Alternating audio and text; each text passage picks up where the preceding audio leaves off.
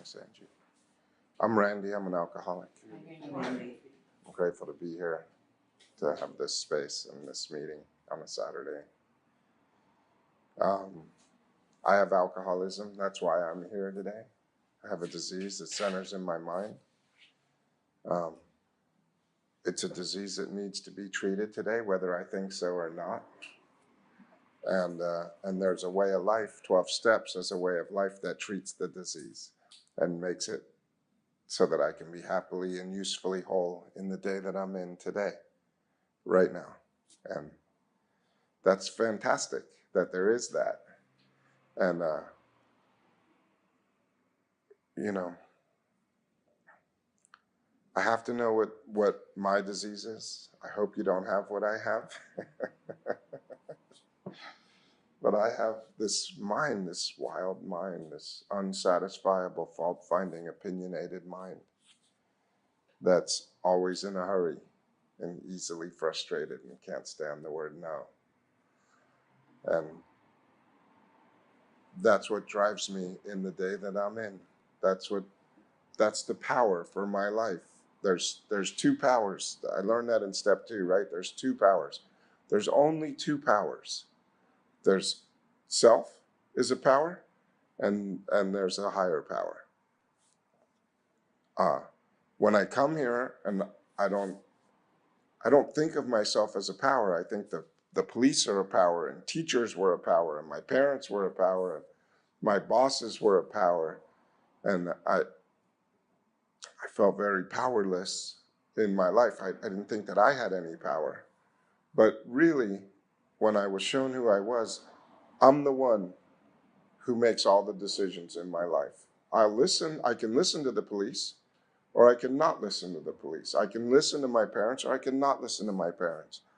I'm the one who decides how I'm going to act and what I'm going to think and what I'm going to do in my life. And now that I have this disease and I'm driven by this disease,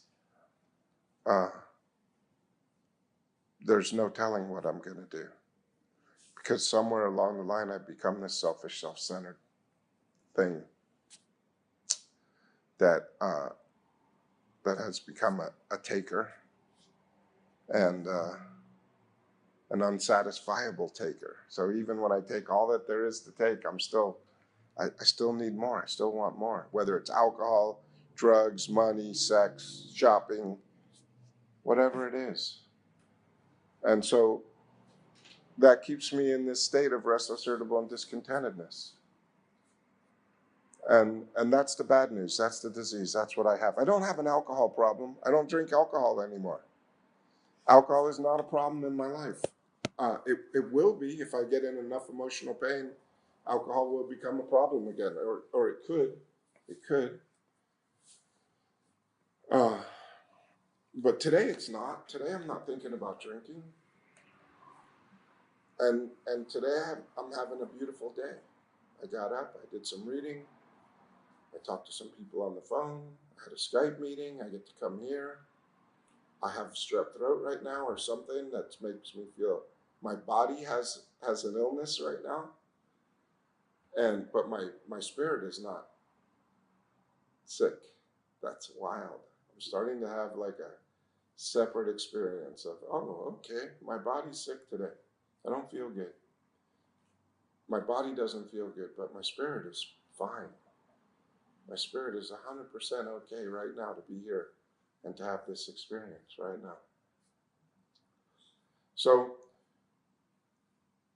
I get to see that I have this disease, and that's all disease talk. That's all about what's wrong with me. But what's right is that right here, right now, I can admit complete defeat. That I don't need to use my power to be okay today. I don't need to access my mind where the disease is to be okay today. I can actually turn in a different direction. And the beginning of that turning starts with admitting that I'm powerless over alcohol. And that my life has become unmanageable. My life is what goes on inside of me. What goes on inside of me is unmanageable. My outsides are pretty manageable. I mean, if I have money, I pay my bills. If I have a car, I drive my car. I have a wife and I interact with her. I can get through those things on the outside, but on the inside, when I'm driving my car, my mind wants to kill people. On the inside, when my wife doesn't do the dishes when I think she should do the dishes, my mind wants to kill her.